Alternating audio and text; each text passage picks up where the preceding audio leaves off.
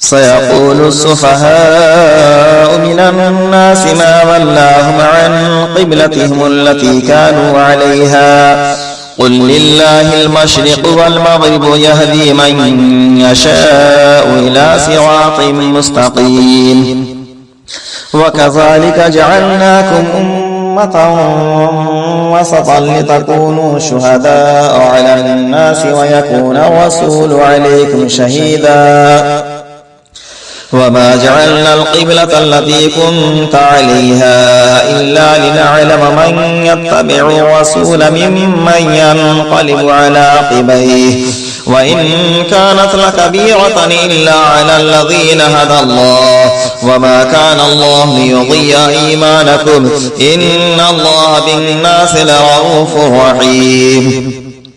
قد نرى تقلب وجهك في السماء فلنولينك قبلة ترضاها فول وجهك شطر المسجد الحرام وحيث ما كنتم فولوا وجوهكم شطره وإن الذين أوتوا الكتاب ليعلمون أنه الحق من ربهم وما الله بغافل عما يعملون. ولئن أتيت الذين أوتوا الكتاب بكل آية ما تبعوا قبلتك وما أنت بتابع قبلتهم وما بعضهم بتابع قبلة بعض ولئن اتبعت أهواءهم من بعد ما جاءك من العلم إنك إذا لمن الظالمين. الذين آتيناهم الكتاب يعرفونه كما يعرفون أبناءهم وإن فريقا منهم ليكتمون الحق وهم يعلمون. الحق من ربك فلا تكونن من الممترين ولكل وجهة هو موليها فاستبقوا الخيرات أينما تكونوا يأتي بكم الله جميعا إن الله على كل شيء قدير. ومن حيث خرجت فول وجهك شطر المسجد الحرام وإنه للحق من ربك وما الله بغافل عما تعملون.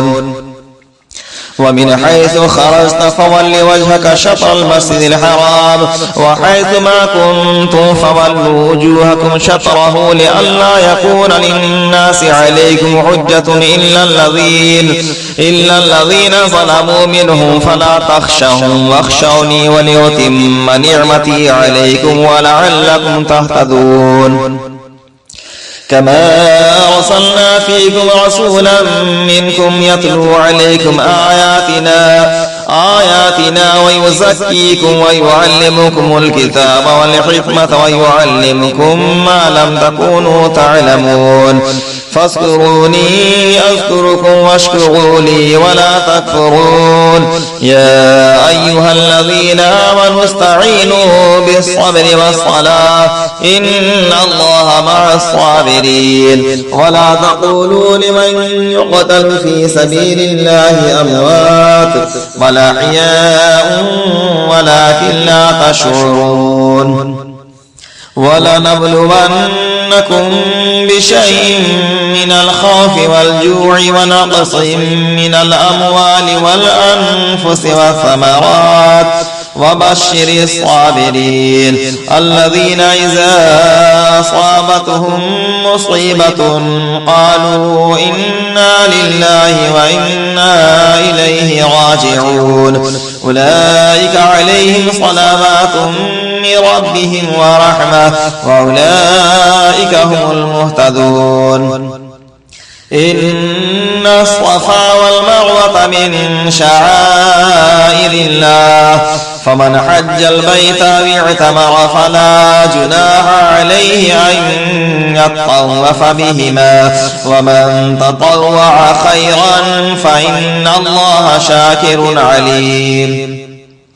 إن الذين يكتمون ما أنزلنا من البينات والهدى من بعد ما بيناه للناس في الكتاب أولئك يلعنهم الله ويلعنهم اللاعنون إلا الذين تابوا وأصلحوا وبينوا فأولئك أتوب عليهم وأنا التواب الرحيم.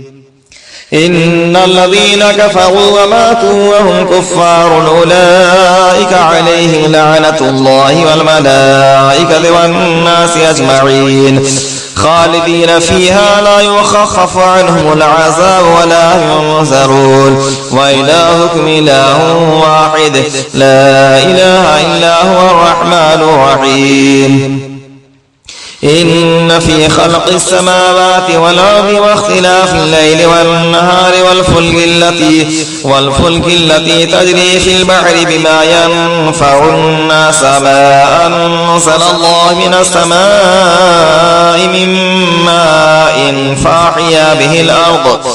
فأحيا به الأرض بعد موتها وبث فيها من كل دابة وتصريف الرياح والسحاب المسخر بين السماء والأرض لآيات لقوم يعقلون ومن الناس من يتخذ من دون الله أندادا يحبونهم كحب الله والذين آمنوا أشد حبا لله ولو يرى الذين ظلموا إذ يرون العذاب أن القوة لله جميعا وأن الله شديد العذاب استبرأ الذين اتبعوا من الذين اتبعوا ورأوا العذاب وتقطعت بهم الأسباب وقال الذين اتبعوا لو أن لنا كرة فنتبرأ منهم كما تبرأوا منا كذلك يريهم الله أعمالهم حسرات عليهم وما هم بخارجين من النار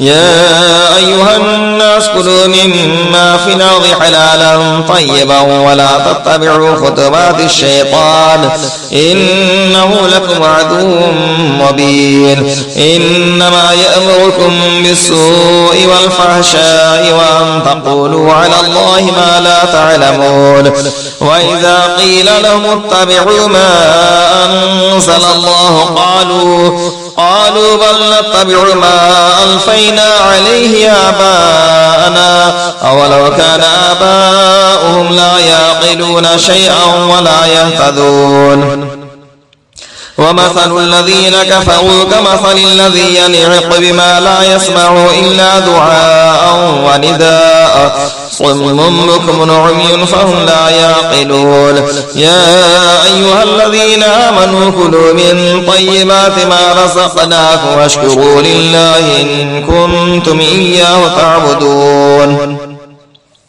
إنما حرم عليكم الميتة والدم ولحم الخنزير وما أهل به لغير الله فمن اضطر غير باغ ولا عاد فلا إثم عليه إن الله غفور رحيم إن الذين يكتمون ما أنزل الله من الكتاب ويشترون به ثمنا قليلا أولئك ما يأكلون في بطونهم إلا النار ولا يكلمهم الله يوم القيامة ولا يزكيهم ولهم عذاب أليم أولئك الذين اشتروا الضلالة بالهدى والعذاب بالمغفرة فما أصبرهم على النار ذلك بأن الله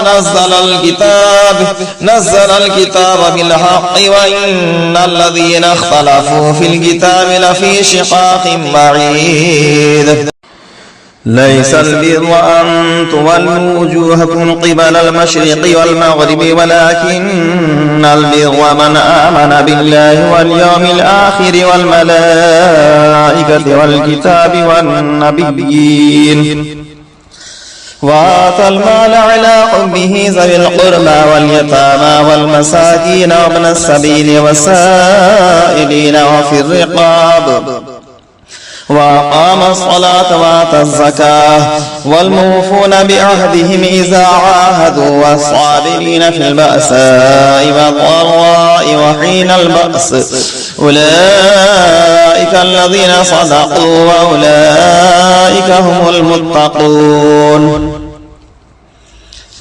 يا أيها الذين آمنوا كتب عليكم القصاص في القتلى الحر بالحر والعبد بالعبد والأنثى بالأنثى. فمن عفي له من أخيه شيء فاتباع بالمعروف وأداء إليه بإحسان، ذلك تخفيف من ربكم ورحمة. فمن اعتدى بعد ذلك فله عذاب أليم. ولكم في القصاص حياة يا أولي الألباب لعلكم تتقون. كتب عليكم إذا حضر أحدكم الموت إن ترك خيرا الوصية للوالدين والأقربين بالمعروف حقا على المتقين. فمن بدله بعدما سمعه فإنما إثمه على الذين يبدلونه وإن الله سميع عليم. فمن خاف من موص جنفا أو إثما فأصلح بينهم فلا إثم عليه إن الله غفور رحيم. يا أيها الذين آمنوا كتب عليكم الصيام كما كتب على الذين من قبلكم لعلكم تتقون. أياما معدودات. فمن كان منكم مريضا أو على سفر فعدة من أيام أخر. وعلى الذين يطيقونه فدية طعام مسكين. فمن تطوع خيرا فهو خير له وأن تصوموا خير لكم إن كنتم تعلمون. شهر رمضان الذي أنزل فيه القرآن هدى للناس وبينات من الهدى والفرقان. فمن شهد منكم الشهر فليصمه ومن كان مريضا أو على سفر فعدة من أيام أخر. يريد الله بكم اليسر ولا يريد بكم العسر ولتكملوا العدة ولتكبروا الله على ما هداكم ولعلكم تشكرون. وإذا سألك عبادي عني فإني قريب أجيب دعوة الداعي إذا دعاني فليستجيبوا لي وليؤمنوا بي لعلهم يرشدون. أحل لكم ليلة الصيام الرفث إلى نسائكم هن لباس لكم وأنتم لباس لهن. علم الله أنكم كنتم تختانون أنفسكم فتاب عليكم وعفى عنكم فالآن باشروهن وابتغوا ما كتب الله لكم وكلوا واشربوا حتى يتبين لكم الخيط الأبيض من الخيط الأسود من الفجر ثم أتموا الصيام إلى الليل ولا تباشروهن وأنتم عاكفون في المساجد تلك حدود الله فلا تقربوها كذلك يبين الله آياته للناس لعلهم يتقون. ولا تأكلوا أموالكم بينكم بالباطل وتدلوا بها إلى الحكام لتأكلوا فريقا من أموال الناس بالإثم وأنتم تعلمون. يسألونك عن الأهلة قل هي مواقيت للناس والحج وليس البر بأن تأتوا البيوت من ظهورها ولكن البر من اتقى وأتوا البيوت من أبوابها واتقوا الله لعلكم تفلحون. وقاتلوا في سبيل الله الذين يقاتلونكم ولا تعتدوا إن الله لا يحب المعتدين. وقتلوهم حيث ثقفتموهم وأخرجوهم من حيث أخرجوكم والفتنة أشد من القتل ولا تقاتلوهم عند المسجد الحرام حتى يقاتلوكم فيه فإن قاتلوكم فاقتلوهم كذلك جزاء الكافرين. فإن انتهوا فإن الله غفور رحيم. وقاتلوهم حتى لا تكون فتنة ويكون الدين لله فإن انتهوا فلا عدوان إلا على الظالمين. الشهر الحرام بالشهر الحرام والحرمات قصاص فمن اعتدى عليكم فاعتدوا عليه بمثل ما اعتدى عليكم واتقوا الله واعلموا أن الله مع المتقين. وأنفقوا في سبيل الله ولا تلقوا بأيديكم إلى التهلكة وأحسنوا إن الله يحب المحسنين. وأتموا الحج والعمرة لله فإن أحسنتم فما استيسر من الهدي ولا تحلقوا رؤوسكم حتى يبلغ الهدي محله فمن كان منكم مريضا أو به أذى من رأسه ففدية من صيام أو صدقة أو نسك فإذا أمنتم فمن تمتع بالعمرة إلى الحج فما استيسر من الهدي فمن لم يجد فصيام 3 أيام في الحج و7 إذا رجعتم تلك 10 كاملة ذلك لمن لم يكن أهله حاضر المسجد الحرام واتقوا الله واعلموا أن الله شديد العقاب. الحج أشهر معلومات فمن فرض فيهن الحج فلا رفث ولا فسوق ولا جدال في الحج وما تفعلوا من خير يعلمه الله وتزودوا فإن خير الزاد التقوى واتقون يا أولي الألباب. ليس عليكم جناح أن تبتغوا فضلا من ربكم فإذا أفضتم من عرفات فاذكروا الله عند المشعر الحرام واذكروه كما هداكم وإن كنتم من قبله لمن الضالين. ثم أفيضوا من حيث أفاض الناس واستغفروا الله إن الله غفور رحيم. فإذا قضيتم مناسككم فاذكروا الله كذكركم آباءكم أو أشد ذكرا. فمن الناس من يقول ربنا آتنا في الدنيا وما له في الآخرة من خلاق ومنهم من يقول ربنا آتنا في الدنيا حسنة وفي الآخرة حسنة وقنا عذاب النار. أولئك لهم نصيب مما كسبوا والله سريع الحساب. واذكروا الله في أيام معدودات فمن تعجل في يومين فلا إثم عليه ومن تأخر فلا إثم عليه لمن اتقى واتقوا الله واعلموا أنكم إليه تحشرون.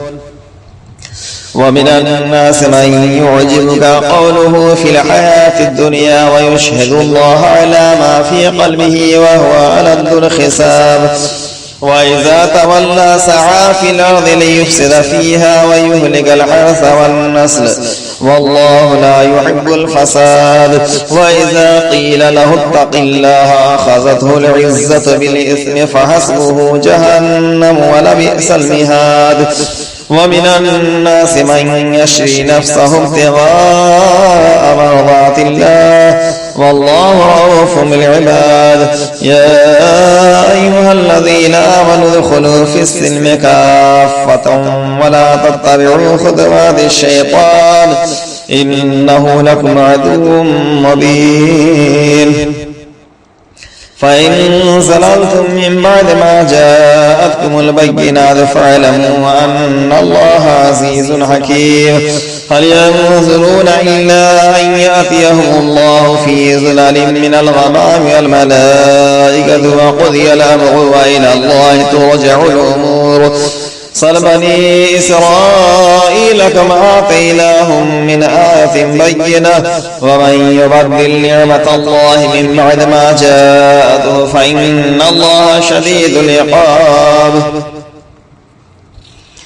زين للذين كفروا الحياة الدنيا ويسخرون من الذين آمنوا والذين اتقوا فوقهم يوم القيامة والله يرزق من يشاء بغير حساب. كان الناس أمة واحدة فبعث الله النبيين مبشرين منذرين وأنزل معهم الكتاب بالحق ليحكم بين الناس فيما اختلفوا فيه وما اختلف فيه إلا الذين أوتوه من بعد ما جاءتهم البينات بغيا بينهم فهدى الله الذين آمنوا لما اختلفوا فيه من الحق بإذنه والله يهدي من يشاء إلى صراط مستقيم. أم حسبتم أن تدخلوا الجنة ولما يأتكم مثل الذين خلوا من قبلكم مستهم البأساء والضراء وزلزلوا حتى يقول الرسول والذين آمنوا معه متى نصر الله ألا إن نصر الله قريب. يسألونك ماذا ينفقون قل ما أنفقتم من خير فللوالدين والأقربين واليتامى والمساكين وابن السبيل وما تفعلوا من خير فإن الله به عليم.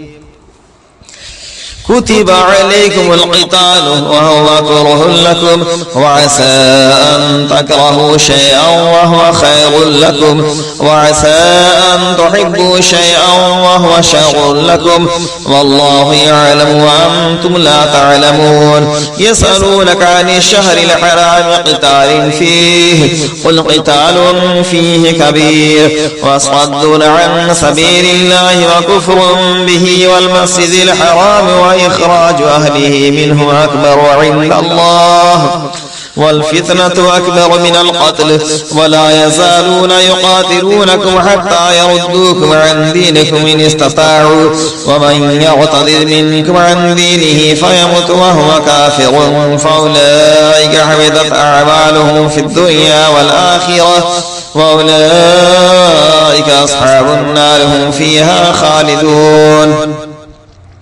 إن الذين آمنوا والذين هاجروا وجاهدوا في سبيل الله أولئك يرجون رحمة الله والله غفور رحيم. يسألونك عن الخمر والميسر قل فيهما إثم كبير ومنافع للناس وإثمهما أكبر من نفعهما ويسألونك ماذا ينفقون قل العفو كذلك يبين الله لكم الآيات لعلكم تتفكرون في الدنيا والآخرة. ويسألونك عن اليتامى قل إصلاح لهم خير وإن تخالطوهم فإخوانكم والله يعلم المفسد من المصلح ولو شاء الله لعنتكم إن الله عزيز حكيم. ولا تنكحوا المشركات حتى يؤمنن ولأمة مؤمنة خير من مشركة ولو عجبتكم ولا تنكحوا المشركين حتى يؤمنوا ولعبد مؤمن خير من مشرك ولو عجبكم أولئك يدعون إلى النار والله يدعو إلى الجنة والمغفرة بإذنه ويبين آياته للناس لعلهم يتذكرون. ويسألونك عن المحيض قل هو أذى فاعتزلوا النساء في المحيض ولا تقربوهن حتى يطهرن فإذا تطهرن فأتوهن من حيث أمركم الله إن الله يحب التوابين ويحب المتطهرين. نساؤكم حرث لكم فأتوا حرثكم أن شئتم وقدموا لأنفسكم واتقوا الله واعلموا أنكم ملاقوه وبشر المؤمنين. ولا تجعلوا الله عرضة لأيمانكم أن تبروا وتتقوا وتصلحوا بين الناس والله سميع عليم. لا يؤاخذكم الله باللغو في أيمانكم ولكن يؤاخذكم بما كسبت قلوبكم والله غفور حليم. للذين يؤلون من نسائهم تربص 4 أشهر فإن فاءوا فإن الله غفور رحيم وإن عزموا الطلاق فإن الله سميع عليم والمطلقات يتربصن بأنفسهن 3 قروء ولا يحل لهن أن يكتمن ما خلق الله في أرحامهن إن كن يؤمن بالله واليوم الآخر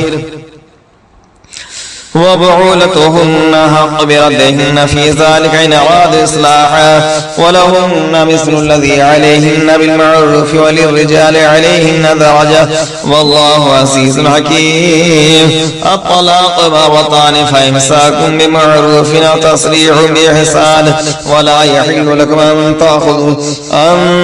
تأخذوا مما آتيتموهن شيئا إلا أن يخافا ألا يقيما حدود الله فإن خفتم ألا يقيما حدود الله فلا جناح عليهما فيما افتدت به تلك حدود الله فلا تعتدوها من يتعد حدود الله فأولئك هم الظالمون. فإن طلقها فلا تحل له من بعد حتى تنكح زوجا غيره فإن طلقها فلا جناح عليهما أن يتراجعا إن ظنا أن يقيما حدود الله وتلك حدود الله يبينها لقوم يعلمون. وإذا طلقتم النساء فبلغن أجلهن فأمسكوهن بمعروف أو سرحوهن بمعروف ولا تمسكوهن ضرارا لتعتدوا ومن يفعل ذلك فقد ظلم نفسه ولا تتخذوا آيات الله هزوا واذكروا نعمة الله عليكم وما أنزل عليكم من الكتاب والحكمة يعظكم به واتقوا الله واعلموا أن الله بكل شيء عليم. وإذا طلقتم النساء فبلغن أجلهن فلا تعذلوهن أن ينكحن أزواجهن إذا تراضوا بينهم بالمعروف ذلك يوعظ به من كان منكم يؤمن بالله واليوم الآخر ذلكم أزكى لكم وأطهر والله يعلم وأنتم لا تعلمون. لا جناح عليكم إن طلقتم النساء ما لم تمسوهن أو تفرضوا لهن فريضة ومتعوهن على الموسع قدره وعلى المقتر قدره متاعا بالمعروف حقا على المحسنين. وإن طلقتموهن من قبل أن تمسوهن وقد فرضتم لهن فريضة فنصف ما فرضتم إلا أن يعفون أو يعفو الذي بيده عقدة النكاح وأن تعفوا أقرب للتقوى ولا تنسوا الفضل بينكم إن الله بما تعملون بصير. حافظوا على الصلوات والصلاة الوسطى وقوموا لله قانتين. فإن خفتم فرجالا أو ركبانا فإذا أمنتم فاذكروا الله كما علمكم ما لم تكونوا تعلمون. والذين يتوفون منكم ويذرون أزواجا وصية لأزواجهم متاعا إلى الحول غير إخراج فإن خرجنا فلا جناح عليكم فيما فعلن في أنفسهن من معروف والله عزيز حكيم. وللمطلقات متاع بالمعروف حقا على المتقين كذلك يبين الله لكم آياته لعلكم تعقلون. ألم تر إلى الذين خرجوا من ديارهم وهم ألوف حذر الموت فقال لهم الله موتوا ثم أحياهم إن الله لذو فضل على الناس ولكن أكثر الناس لا يشكرون. وقاتلوا في سبيل الله واعلموا أن الله سميع عليم. من ذا الذي يقرض الله قرضا حسنا فيضاعفه له أضعافا كثيرة والله يقبض ويبسط وإليه ترجعون. ألم تر إلى الملأ من بني إسرائيل من بعد موسى إذ قالوا لنبي الله ابعث لنا ملكا نقاتل في سبيل الله قال هل عسيتم إن كتب عليكم القتال ألا تقاتلوا قالوا وما لنا ألا نقاتل في سبيل الله وقد أخرجنا من ديارنا وأبنائنا فلما كتب عليهم القتال تولوا إلا قليلا منهم والله عليم بالظالمين. وقال لهم نبيهم إن الله قد بعث لكم طالوت ملكا قالوا أنى يكون له الملك علينا ونحن أحق بالملك منه ولم يؤت سعة من المال قال إن الله اصطفاه عليكم وزاده بسطة في العلم والجسم والله يؤتي ملكه من يشاء والله واسع عليم. وقال لهم نبيهم إن آية ملكه أن يأتيكم التابوت فيه سكينة من ربكم وبقية مما ترك آل موسى وآل هارون تحمله الملائكة إن في ذلك لآية لكم إن كنتم مؤمنين. فلما فصل طالوت بالجنود قال إن الله مبتليكم بنهر فمن شرب منه فليس مني ومن لم يطعمه فإنه مني إلا من اغترف غرفة بيده فشربوا منه إلا قليلا منهم فلما جاوزه هو والذين آمنوا معه قالوا لا طاقة لنا اليوم بجالوت وجنوده قال الذين يظنون أنهم ملاقو الله كم من فئة قليلة غلبت فئة كثيرة بإذن الله والله مع الصابرين. ولما برزوا لجالوت وجنوده قالوا ربنا أفرغ علينا صبرا وثبت أقدامنا وانصرنا على القوم الكافرين فهزموهم بإذن الله وقتل داود جالوت وآتاه الله الملك والحكمة وعلمه مما يشاء ولولا دفع الله الناس بعدهم ببعض لفسدت الأرض ولكن الله ذو فضل على العالمين. تلك آيات الله نتلوها عليك بالحق وإنك لمن المرسلين. वीडियो पसंद आए तो लाइक शेयर कमेंट और YouTube रज़वी चैनल लोहरदगा को सब्सक्राइब करना ना भूलें। दुआओं का तारीफ मोहम्मद अशरफुल्लाह रज़वी लोहरदगावी।